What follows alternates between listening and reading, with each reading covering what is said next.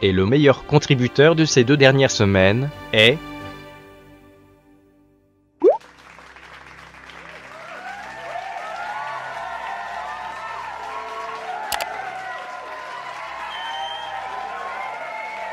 Bonjour et bienvenue dans cette vidéo de type ASMR. Ceci est juste un petit message informatif. Les rumeurs racontent que certains d'entre vous n'ont pas les notifications de la chaîne. Je vous invite donc à cliquer sur la cloche se trouvant juste à côté du bouton s'abonner en dessous de la vidéo. Allez-y, cliquez, c'est très facile. Un seul clic suffit et c'est très relaxant. Écoutez.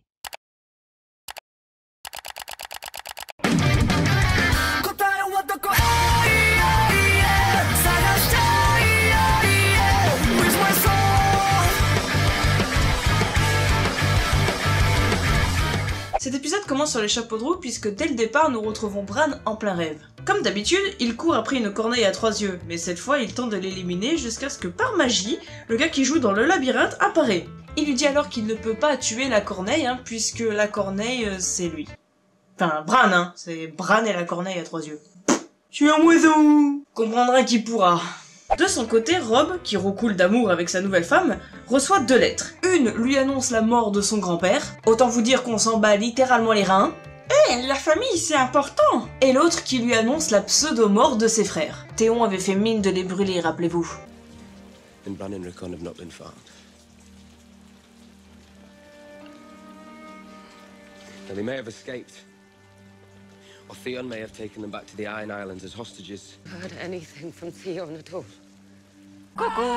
Derp, derpity derp derp derp.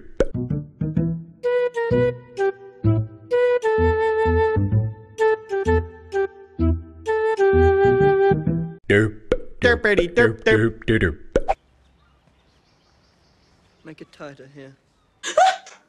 Putain, pardon, excusez-moi. Geoffrey et sa mère discutent de ce qu'ils pensent de Marjorie. Autant de choses si importantes dans cet épisode. Pendant que Monsieur le Petit Roi joue à la poupée, car visiblement un roi ne peut pas s'habiller tout seul. I said no flowers. Flowers? On the king. Moi, vas-y, pas des fleurs, j'ai dit là, vas-y, c'est trop la Théon, putain. Tu veux des trucs qui me représentent vraiment, tu mets des flammes, des têtes guillotinées, et puis des lions, tu vois. C'est plus moi. Télissa, la nouvelle femme de Robb, a vraiment du mal à se faire accepter. Surtout par sa belle-mère. Catelyn Stark l'a un peu en travers quand même, ce mariage caché et précipité et pas du tout prévu.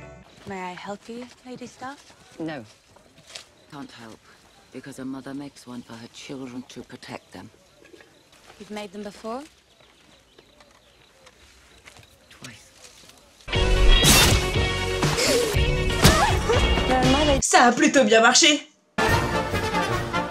Excusez-moi. Tandis qu'il se dirige vers la ville natale de Catelyn Stark pour aller aux funérailles de son père, on apprend quelque chose d'assez anecdotique et on se rend vite compte que elle parle de Jon Snow.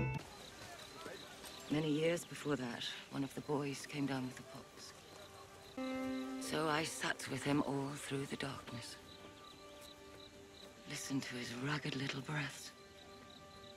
His coughing, his whimpering. So I prayed to the gods. Take him away. Make him die.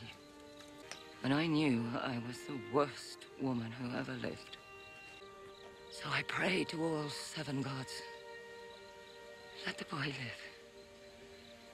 Let him live. And I'll love him. Which boy? Jon Snow. You stop, you'll die. Of course, if you don't stop, you'll probably die too. You don't care. Of course we care. You left me. When the White Walkers came, you left me. Aye, we left you. You're fat and you're slow. We didn't want to die. Pendant que Sam est visiblement victime de grossophobie, Bran se réveille d'une petite sieste. Ouais, il passe son temps à dormir. Et il fait la rencontre du gars du labyrinthe, mais en vrai. You kill me. That wolf will tear you to bits. You must be Summer.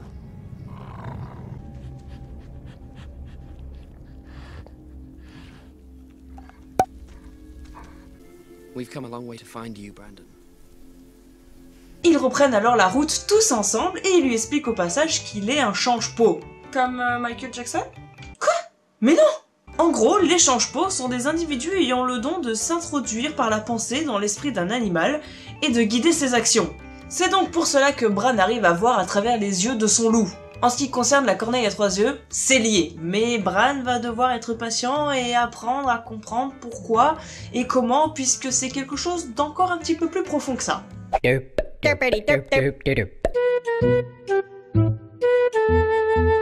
Sinon de son côté, Théon a été mené on ne sait trop où et il se fait torturer.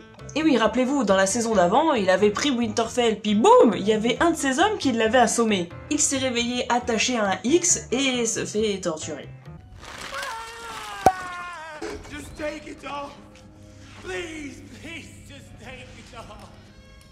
Vous voyez le petit gars qui passe le balai là? Oh, il a l'air si mignon et si innocent. Pas du tout. Seuls les fans de Game of Thrones savent qu'il s'agit du plus gros fils de pute de toute la planète. Ah bon? Et Joffrey? Ah non. À côté de Joffrey, c'est un petit joueur.